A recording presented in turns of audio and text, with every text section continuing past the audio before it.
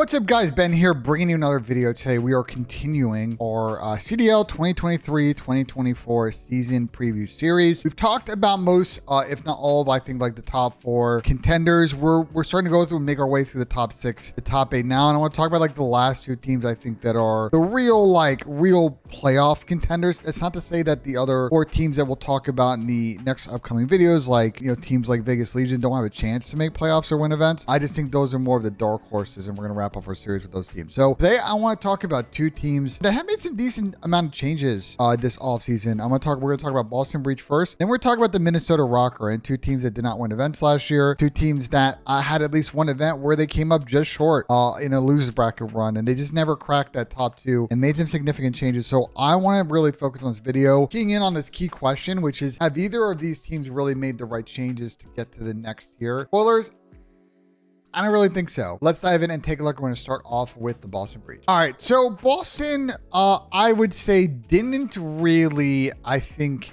from a land standpoint, really continue the momentum that they had from Vanguard. I think they probably ended up by the end of the season at the same level. Now, online, this team was very, very good. Some may argue they were good because of sound equalization, playing from the Boston facility. I don't know. They were a completely different team online. They were on land, and we'll get to that in stats in a second. But the other thing this team kind of had, if you look at this list in front of you, is they had a number of different team combinations last year, and none of them really stuck. So the big changes from Vanguard were bringing over Big Wake from Florida Mutineers, and they brought over Ben Beans from Challengers. And they ran the 3 that they had for previous season, plus Big Wake, and they looked pretty promising going into the first event of the season. Again, they played really good online, and then Big Wake got sick at Raleigh. They lost 2 straight series, and they were out like literally on the first day of the tournament. So okay, not ideal. They then pull up to the Boston event, again playing good online, and then they have an absolute stinker in losers bracket against Optic. Like I will say this: if you go back and watch that Optic Texas series, like I think that in an alternate universe, Boston would have won that series 3-0. They legitimately tossed away all 3 maps in exceedingly crazy fashion. That would end up being the last event for Method's pro career, as he would have retired actually the next day on stage at the Boston event. And this forced the Boston Breach to make their first change of the season, bringing in Ben Beans from Challengers. They actually looked pretty solid with Ben, and they parlayed that into a pretty good result at the Optic Major, finishing 4th. You know, funny enough, like at Major 3, they actually end up getting revenge on Optic from the previous event, and then they played Optic again in losers bracket and got slammed. So 4th, I don't think too particularly bad, and it looked like, you know, we were talking at the event, we're like, okay, well, this team with Beans, they might have something going here. And then the craziness happens. They feel like they weren't going to win with that team, so then they bench Reese Vivid, and they bring in Kremp, and then they play terrible at Columbus. They don't even really make it to the weekend of that tournament. Then they decide to bench Nero for Reese Vivid, and they look terrible at Toronto. Again, across Major 4 and Major 5, like playing decent online. And then they didn't play well at Toronto. They barely snuck into champs in that 7th seed because of all the work they had done online. They had accrued enough points that, like, when Vegas made that late run, that they were not going to get squeezed, etc. You know, ROKKR, stuff like that. So they ended up going to champs in the 7th seed, and they get to champs, and they're just, you know, they won a series, but they were basically a non-factor at the tournament. At no point, I don't think anyone thought going in that they would win. And by the way, they made another change because they end up deciding, you know, before that tournament, hey, we have nothing to lose. Let's bench Reese Vivid and bring in Snoopy, and he'll play his first ever competitive series at COD Champs. So I think really the strategy here from Boston management at most of the end of the season is they didn't think their lineup was ever going to win, and they had this sort of collection of SMG players, and they wanted to see which combination might work and might stick, like going forward with their team. But they end up going kind of in a completely different direction this offseason. So they let Big Wake walk, and, you know, I'll say this to Big Wake, and we'll talk about it on the ROKKR side of this video. Like, you know, he definitely had some criticism of his play style last year on Boston. I think that maybe was part of the reason why he got dropped. Ben Beans, listen, I like Ben. I think that, you know, his struggles in respawn, I think, really made it difficult when other AR options came on the table in free agency for them to choose those over Ben. So they will move on from him. Kremp, they quickly moved on from him. Vivid, same. Nero, same. They did keep Snoopy. So that was the only player that they kept over from last season. So the 3 players coming in First up, they bring over Slasher from Atlanta FaZe. A huge get, I think, for Boston because they really lacked, outside of Method, sort of that winning experience. And let me tell you, if someone's got winning experience at the championship level, at the COD Champs level, it's going to be Slasher. That guy has won everything. They bring over Priesta from the New York Subliners. And I got to be honest, I did not see that coming at the beginning of Roster Mania. And I think that's a huge get for Boston because they get a very unselfish player who I think is going to play well off of the two young players they have on their submachine gun level. So they have Snoopy coming over from last season. We talked about that. And they bring back a fan favorite from the first year of the Boston breach. Capsule comes back over after, a stint in Challengers. He was featuring on LA Thieves for a while. Florida, he was kind of bouncing around sort of on the edge of things last year. And so he gets a full-time spot this year. And I kind of like the team comp. You've got two real young SMGs. I don't know about that sub combination always making the right plays. That might be something a work in progress, but I think this team comp makes a lot of sense to me. Even in the 3 AR meta we have right now, you got Snoopy as your full-time sub, Capsule really being your second AR, Preston being as your flex player, and Austin being kind of playing the way that Austin wants. I think that's just role wise, if it's a 3 AR 3 sub meta, I think this team is really set. Again, I just think there are limitations for me before you take a look at the stats from last season. For this franchise, I just think the limitation is going to be decision making from the submachine guns. As of Friday, is going to be his third series of actually his fourth series of competitive Call of Duty at this level. And then Capsule obviously was much criticized at the end of his Boston tenure for decision making. So we'll see how that goes. All right, stats. Boston really did not have a standout game mode other than Control last season. And honestly, if you look at their Control stats, it was Void heavy by some good wins on Fortress, and they were a really good Estilo team for most of the season. But Hotel, pretty 50-50. S&D, they were mid and pretty much all year across all their teams. We can scroll through. They were good at Embassy Search. You take that out, and there was not a lot to like on maps like Hotel and Estilo. And their hard point was super, super up and down, especially once Zin got off the team. They actually were pretty far ahead, I think, at the beginning of the year. And teams caught up to them by Raleigh and kind of past Raleigh. But they just didn't have that killer or a point map. They were good at some maps like Hydro and Hotel and Embassy, but being barely above 500 is, it was not good enough for them to really get any results against top teams. You see, they beat FaZe once. That was the first game of the season. Outside of that, they didn't have a lot of success. They did have some pretty gritty series against Toronto. That was a good matchup the 4 times they played last season. That record against Optic is bad. I don't know what to say about that. That's 1-2 against New York. And then we'll scroll down to the last good team here, which is going to be the the LA Thieves.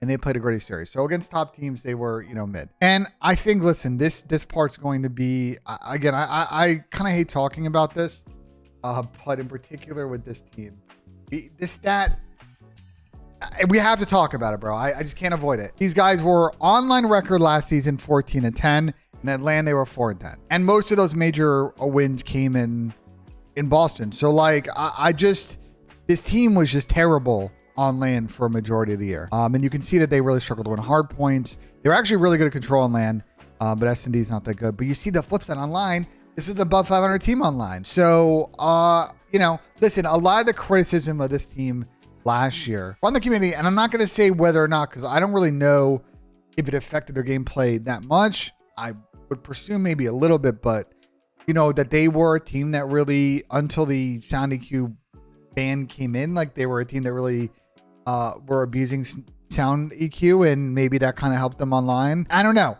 But they definitely were more comfortable in their facility than they were on land, and that's just not going to cut it in the CDL. Yes, the 14 wins were enough for them to get 140 CDL points. Combo with the other 4 major wins was enough to barely get to that 200-ish mark for them to qualify. But if there was no online activity last year, this team was going to be near the bottom of the league. So I'm expecting with Priesta and Austin on the team that they're going to improve their land performances quite a bit. I expect the split to even out. Do I think they're going to be some stellar top 4 team off the rip? We'll take a look at their schedule and let you know. But for me, I think they're going to improve that evenness. I also think they're going to make this team better in search, because I think last year in S&D, they were okay. But, again, if you want to beat, say, Optic, right, you got to be able to win 2 or 3 game modes, and they're not going to cut it with winning 2 hard points in 7 maps, 7 series.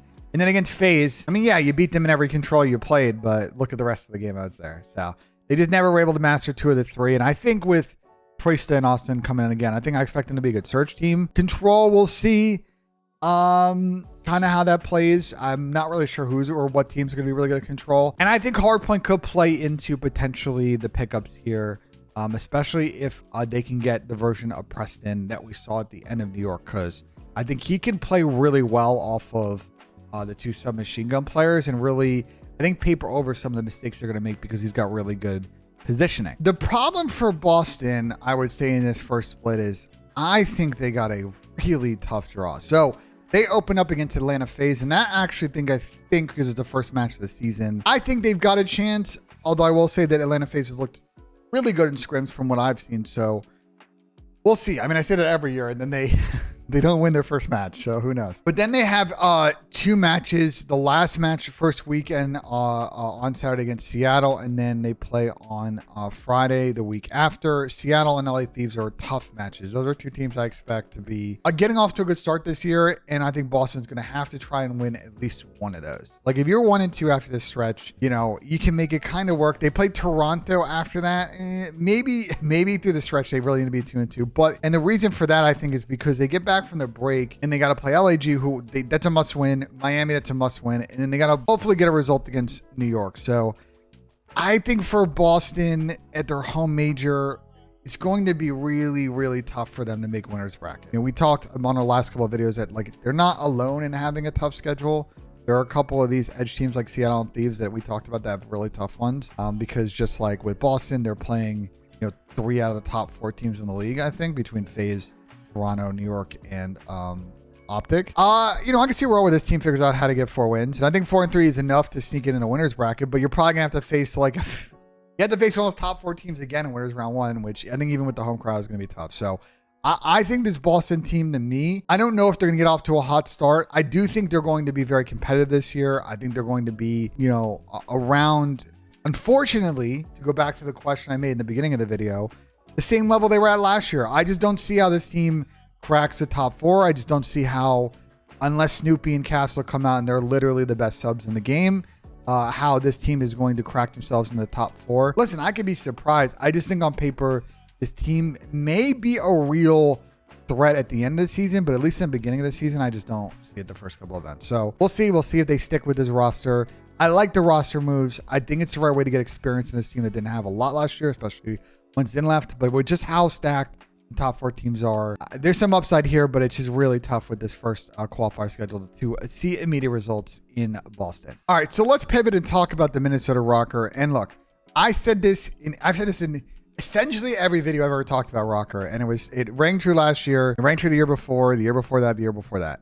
As much as I love the management of this team, and you know, as of actually I'm recording this video on Tuesday morning, the G2 ROKKR merger strategic partnership got announced. We're going to talk about that on Scrap Time and the flank between that this week. I'll give you kind of my thoughts on how that's going to kind of affect things. They've been a disappointment outside of a couple weekends. Like, if we scroll down, like, you know, they had a pretty good start to the season with launch weekend in Atlanta and the grand finals appearance at the last LAN before COVID in Modern Warfare 2019.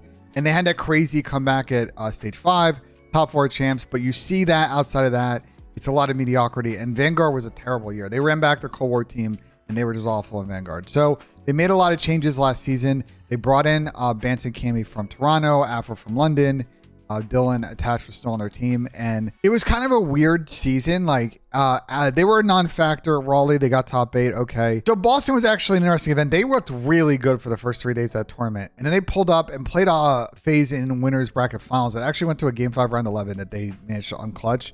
And then they kind of folded to a Thieves team that was hot off a couple series at that point. So you thought coming after the event, well, like top 3, this team's making progress.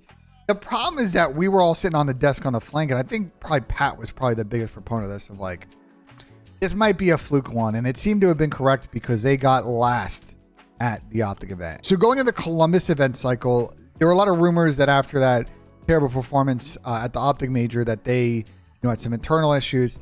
And they end up making like a weird decision. They drop Dylan Attach and they bring in Fame, who was running a sub all season, to be their main AR.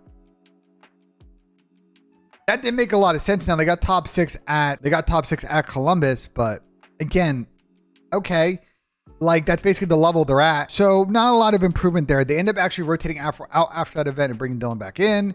Then they move Fame back to a sub, and they actually played good at Toronto, they make it through all the way to the end. And then the same kind of issue happens that we saw at the Boston event, except they didn't really have a close one against FaZe in winners bracket, and then they end up losing to New York pretty quickly in losers bracket. So like they make it to Sunday, get rounded, and they collect that third place check. Same conversation we had after that event. We're just like, well, you know, they qualify for champs. Like, are these guys good? And they were not.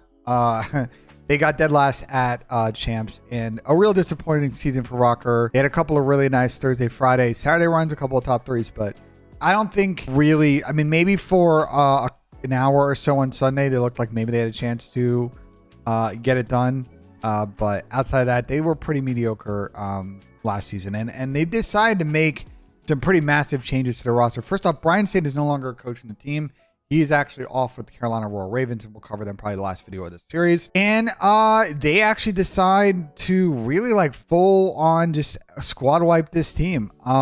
Vance goes back to EU. He's playing challengers. Cammy's now off at LA Thieves. We'll get to what Fame and Attach are doing these days in a couple of videos. All right, so they make a couple of interesting changes. First off, they bring accuracy over from Seattle. If you remember from the Cold War season, the beginning of the year, he was involved with the team until they brought in Standy. They bring over Linz from EU Challengers. We talked about Abuza in the last video. Linz was his teammate for most of the season, and probably number 2, number 3 prospect coming over from EU this season. So an interesting get. And we know what accuracy can do with unknown-ish young or prospect young players. They bring over Reese Vivid from the absolute like massive situation that was going on over in Boston, and interestingly they bring over Big Wake from Boston as well. So another one of those situations where they take a trio that gets robbed from another Northeast team and a couple other players and they call it a day. So completely new lineup, no real chemistry. You guys haven't played together outside of Vivid and Big Wake. And you know, my initial thoughts, we'll get more into it, is it's an interesting roster. I do think this could be potentially a dark horse, because the roles make a lot of sense to me. I think Lamar's got a lot of work to do to improve Big Wake's kind of more play style, to make it more objective oriented, find a way to utilize Linz, and really work with Reese Vivid on. I think he has a lot of fluidity in his gameplay, but sometimes he does kind of throw his life away. So if Lamar can figure out how to kind of navigate that, I think there's actually a lot of really good talent on this team to kind of raise their floor higher than some of these other mid-pack teams, and they could be fairly competitive throughout the year. And the reason I say that is because if you look at their stats from last season, and again, I know it's a completely different team, so I don't want to harp on this too much. This team was pretty bad at most of the game modes, and the only reason they have a winning record in control is because they were a nasty Expo team at the end of the season. You take that away, and this team is like, what, they're 18 and 19 in control if we take that away. So, you know, outside of that, this was a sub 500 team last year. And, you know, I could scroll all the way over here. And, you know, we talked about this with Boston, but this is a team that actually, I think, sometimes turned up a little bit more on land kind of issue than Boston did, but they were just not a particularly good S&D or hardpoint team. And I just think that, yeah, they played some gritty series, but they were never able to go on a real dominant run those game modes for an extended period to make it to a grand final. So, and especially at the end of the season, like you see, the events where they did play well, which was, you know, stage 2, again, did a good work on a CDL control, which I think really helped them in sort of swing modes, but they had to grind out some of these series. You see 0-6 in stage 3, they had a goose egg that one. And then stage 5, when they did make the little mini run, actually had a pretty good run at hardpoint. They were 4-0 in Fortress, which probably definitely really helped them out for most of that split. But you can see that the control really suffered. They ended up playing Expo a lot, but then it got removed, and you see that they played a CDL and they were not good at a 1-5 record is not ideal. So again, I don't really want to talk too much about their stats last season because this team is completely different. But I will say that, you know, part of the issue that Minnesota has had for a number of years is not being a good hardpoint team. And I think Lamar coming in, he's going to, you know, him and Looney, who's now the head coach, kind of have had success together. And I think they think very similarly about a hardpoint structure.